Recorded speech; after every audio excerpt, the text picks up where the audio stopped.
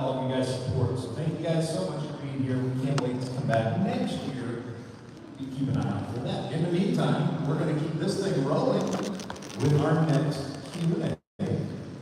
Please help me welcome to the stage a voice actor whose voice you have heard in so many projects. I could sit here and take the next hour just listing them all. But there's IMDb for that, so y'all can do that on your own time. Please help me welcome to the stage Mr. Dee Bradley Baker. Come on.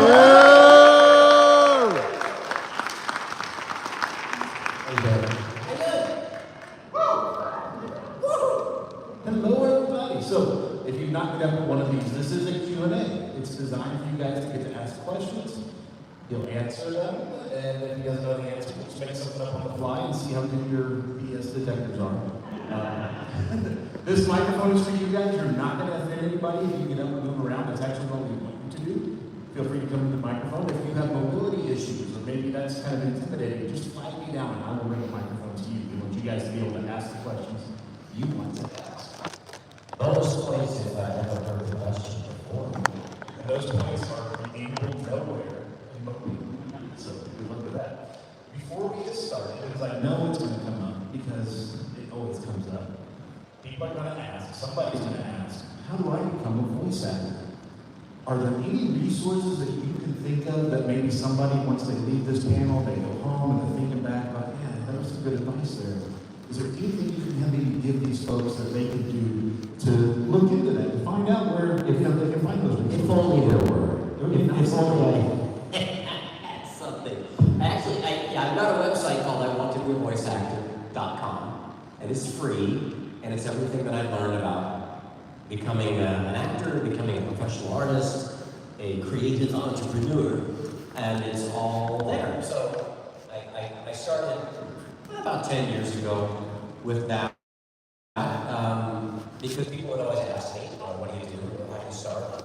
And so I thought, well, I'll make a little website, and I've been adding to it since then, and it is there and available to you to check out for free. iwanttobeavoiceactor.com. And I'll tell you, it's easy to think, oh, he's probably his website. Now, every voice actor that you've ever sat in a panel on, I've been doing this for a hot minute, every voice actor who sat here next to me has mentioned, the answer to that question is, I want to be a voice actor. Okay. Yeah, I don't get anything from it. There's no money at all. It's just to be helpful, which I think, ultimately, I think when you're successful, and especially a successful creative person, that it falls to you to be generous with what you found.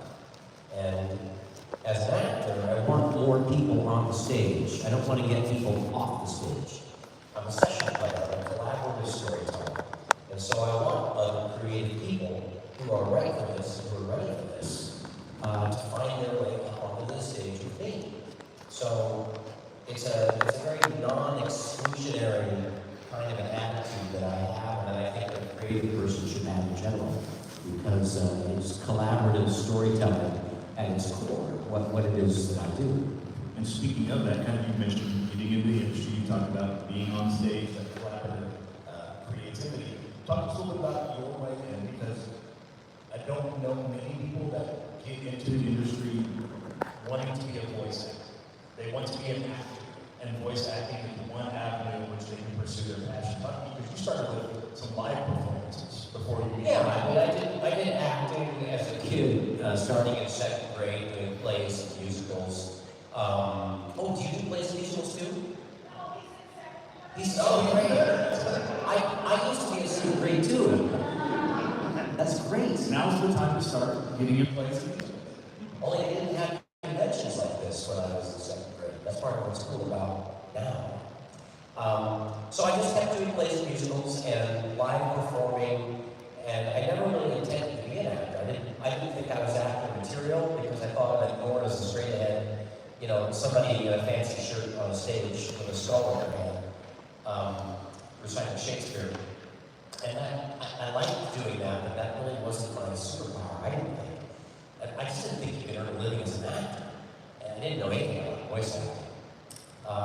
So after I graduated with my incredibly practical degree in philosophy from college, I'm really glad I graduated there.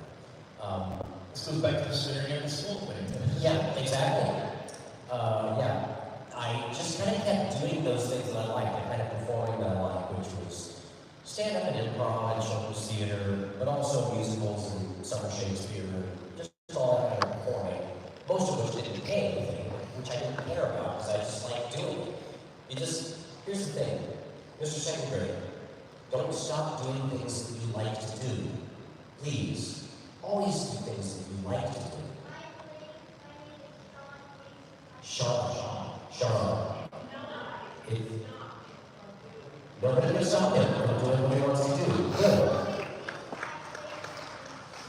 You always eat your favorite foods. Well, that's good. You've got to eat your favorite foods. You've got to do your favorite things. You've got to make your own kind of music, sing your own special song. You've got to.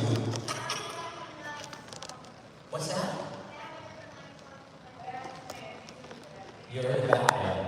I'm into Batman too. I think Batman's really cool because he has a great outfit and he's super smart and really competent and brave. He wants to help people. He's great. You are. You're very good at his voice. So y'all step up to that microphone right there. Pull it down towards you.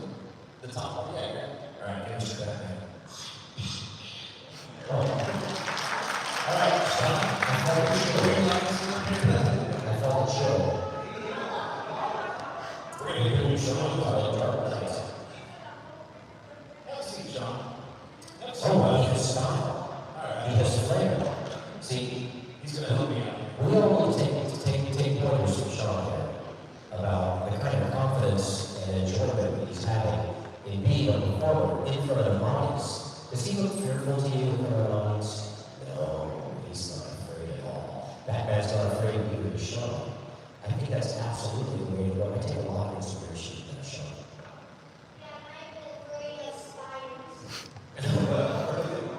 Spiders can be scary, but spiders just want to be left alone.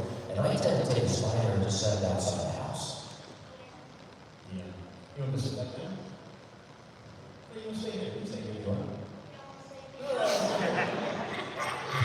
That's right. Sean is a natural person. The stage. You said you want more people on the stage. We got Sean.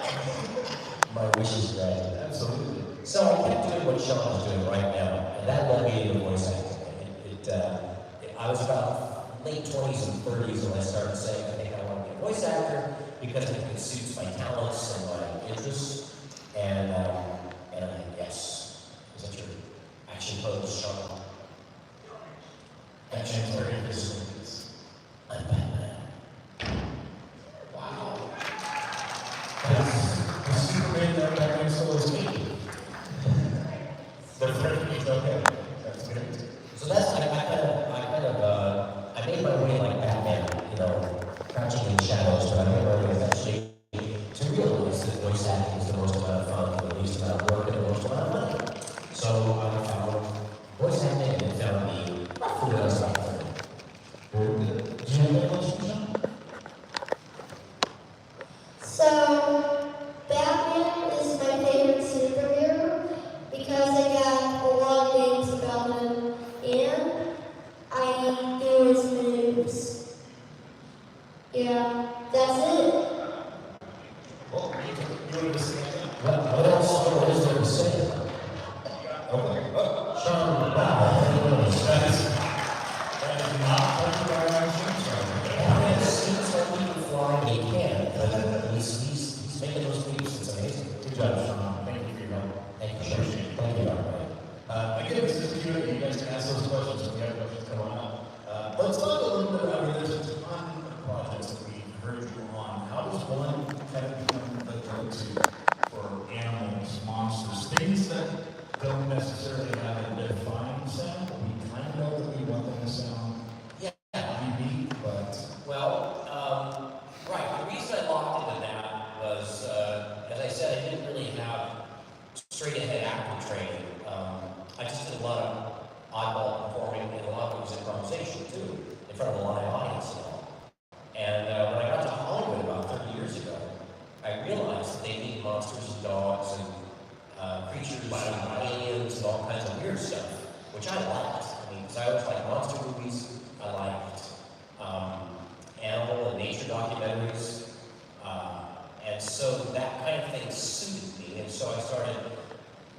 pursuing mimicking creature sounds and getting a tap on that I can channel through my acting. Because ultimately it's not doing sounds. That's not the most important part. It's the acting, right? That's the most important part. And then it just kept going because it suited me and people liked what I did. Other question? Come on, saw you moving. Yeah, come on up. Look at them all now. Like they're waiting for this guy to shut up here. Don't be shy now. Yeah, go ahead. All questions are good questions. Ask away. What's your name? Joey, What's your question? for Phineas and Ferb, how did you do your iconic cheer for them? Very Platypus is done with the back of the tongue against the soft palate. I go like that. So it's not like gargling.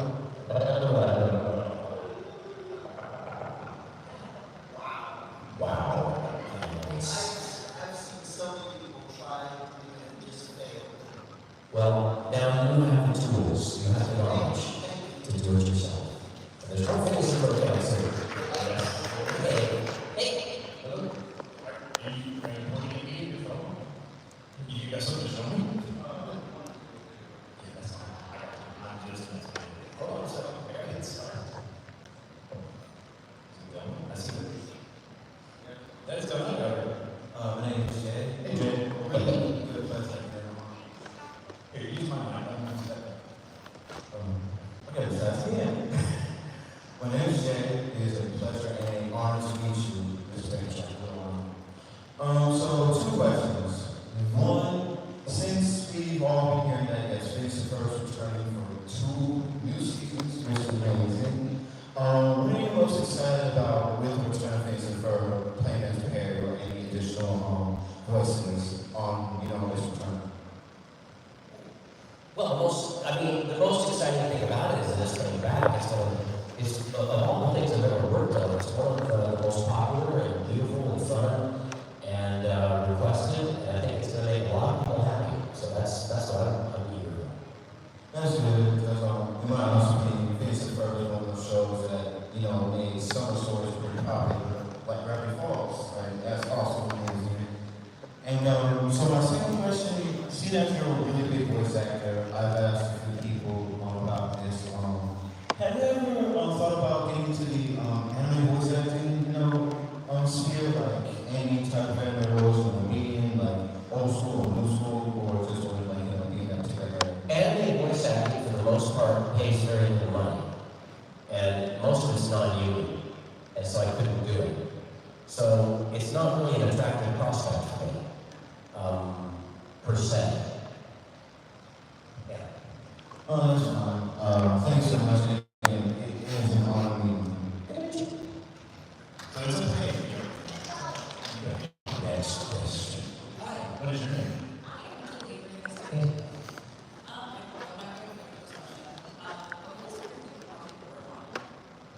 What? Favorite project?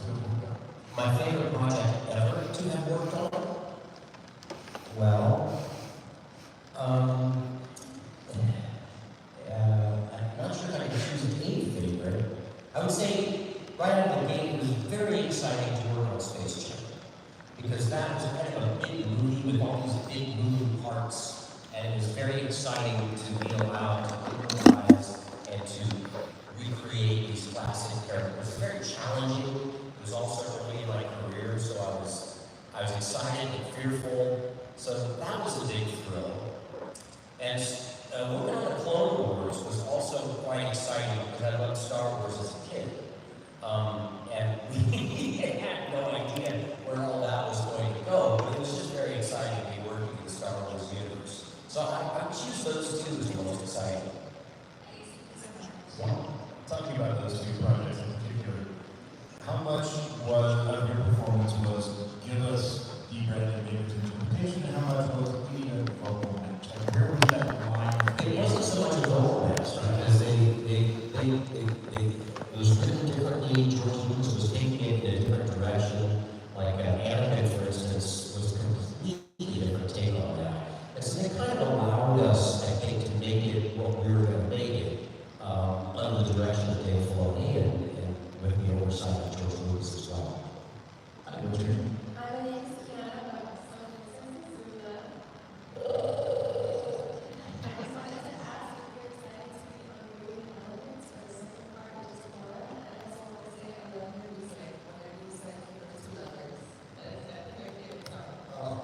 Secret tunnel. If you, if you go see the Airbender live in concert that's traveling around the country, yeah, listen to that song. We went back and recorded it, and it's probably featured there. Oh, cool. Yeah, I'm going to see it. I think I'm going to see it in December. I haven't seen it yet. About breaking the elements. That's a podcast? Well, I don't know anything about it, actually. What's coming on? Well, they're going to go through.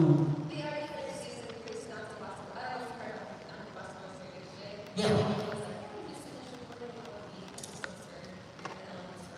And that's a show, they follow through every episode and do commentary? Oh, yeah. Yeah. Yeah, I was on there, I was on the podcast once, and I'm assuming Lord Rich to do it again for this one, I hope so. And I'm hoping too that they can get my daughter, whose name is Cora, and she played Cora for the 2 episodes that were on Cora. And so, what's that? You got to deal with it. That was my daughter. You never heard that before, I'm sure. Hey. Hi, what's your name? I'm Leslie. My question is for the parables and any other creature that probably doesn't exist yet. Is there a lot of workshopping to create a voice for a creature like that? I'm brought in a lot when they don't know exactly what they want. And really my job is it's not a matter of being prepared, because I can't prepare, because they don't really know exactly what they want. My job is more like an improvisational situation, where I'm ready to come up with a good idea. And so we usually find what they need pretty quickly, right out of the gate. I'm pretty good with that, of coming up with a solution to the conundrum of what it is they want this little, whether it's a blue character, or a fuzzy blue character, or a slangy blue character, or something, maybe a monster, maybe a rodent. But I'm ready with a realm of ideas and tones, and I can just draw upon that very quickly. So it's usually a very quick little process to lock in what they like, and then we're off to the races. And I was curious, specifically with Mary, were there any voices that they did like one of them before? Yes, there were 2. They brought me in and they said, "We've got this character." And I said, "Well, what do you do?" And they just said, "He just makes one sound." And so I said, "Okay." They said, "Why don't you just make 3 sounds and we'll choose one?" And so and then I left the studio and they chose the one they liked, and that was that. That was it.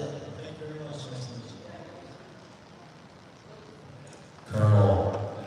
My name's Dan. Colonel, that's how it says in your name tag. Extra crispy, please. Okay, so I'll the real what? The real coolest thing. Which is Scooby Mystery Report. Scooby Mystery Report? We do a lot of the monsters. Is this animated? Yeah, it's like 2011. Okay, there's so much Scooby-Doo. Yeah. I think there's more Scooby-Doo than Mickey Mouse. There's a lot of Scooby-Doo.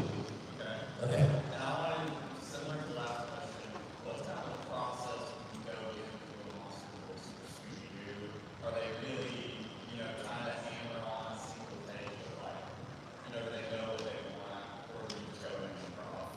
I go in and improv something. I've watched Scooby-Doo since I was Batman's age. And so I kind of know what they're going for. That's a series that's been around for a long time. It's got a certain tone to it. It's a little bit vaudeville, a little spooky, but comedic, and it moves along pretty quick. And so they don't want anything that's too horrific or too severe. And they want something that moves along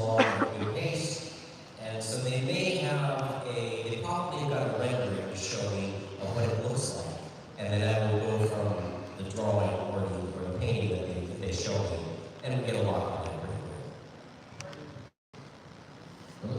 What is your name?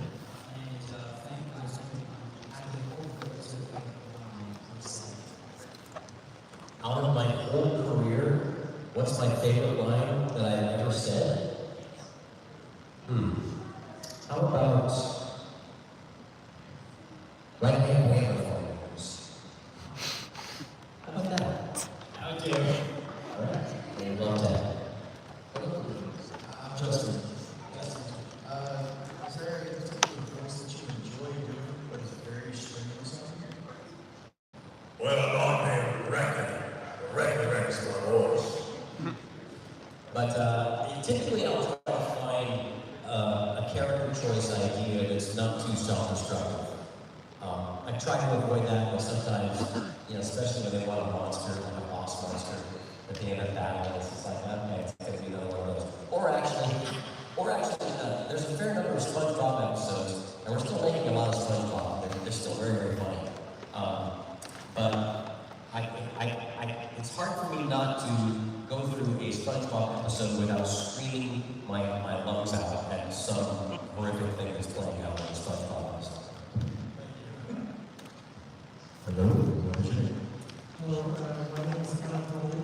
Hey. And so as Daffy Duck, what was your favorite part to play? As Daffy Duck. My favorite part to play is Daffy Duck. Yes. My favorite part of what? You mean, because I was in Space Jam, then later I was in another series called Battle. But that's all the Daffy Duck that I've done. So what am I, I'm confused what my choices are here. Or what am I choosing from? Or like, what was your favorite thing to do as Daffy Duck? Well, it's a lot of fun to go woo woo woo woo. That's a lot of fun. Thank you. Hello, what is your name? Michael. For a show like the Bad Batch, where a lot of the shows just you talking to yourself, how much fun did you have with that? How much fun did I have? I've had as much fun doing the Bad Batch as I've had doing anything, ever, in voice acting. I've never had a challenge like that, and it's incredibly gratifying how beautifully written the show is, how cinematic it is rendered visually. It's what can be better than that as a voice actor? I don't know. Thank you. Do you like to record a single character's line, or do you bounce back and forth? What is your preference when recording something like that? Oh, we just go straight through the scene. Okay. Yeah. So a couple of things, and to clarify for people that don't know, he wants to do union really because one, he gets paid a little bit more, and then you get a cushion for retirement, basically, right? That's why it's a little bit more for union. There's a lot. It's a lot more. Yeah, but anime pays horribly, and there's no residuals. Regular animation, it's a good session fee, plus you get residuals, money that goes to your pension, to your health qualifications and all that. But anime is probably the worst union contract in existence. That sounds severe, didn't it? No, that's fine. Wow. Stay for the next panel with a couple of anime voice actors. Well, I'm not poo-pooing it yet. I'm just saying, just in terms of how the finances work, that's why it doesn't make sense to do it for me. Yes, sir. And, well, I had another question. Did you have another question? I did. You can always come back later if you don't have one. Hello. Obviously, I'm a big Phineas and Ferb fan, but I'm going to ask a Star Wars question. Why is that obvious? If I'm going to ask a Star Wars question, if it's all right. Yes. So, one, do you have a favorite clone? And then two, when you're doing something like this, where basically you're doing 100 different versions of the same voice, how much does the animation style determine your voice choice for the clone? What was the first question? Who's your favorite? It's hard to pick a favorite, but I'll choose 5 just as a favorite clone. That's a good choice. It kind of breaks my heart, and it was really dramatic and remarkable story work. Heartbreaking.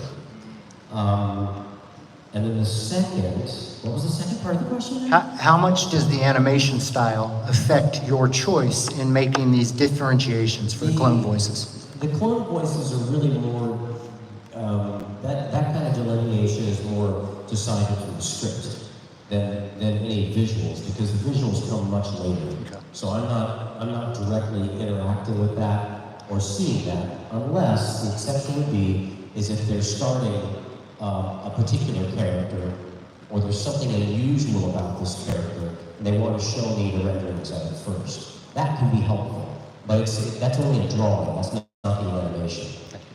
For the Republic. All right, very good. Hello. Hey there, my name is Eddie.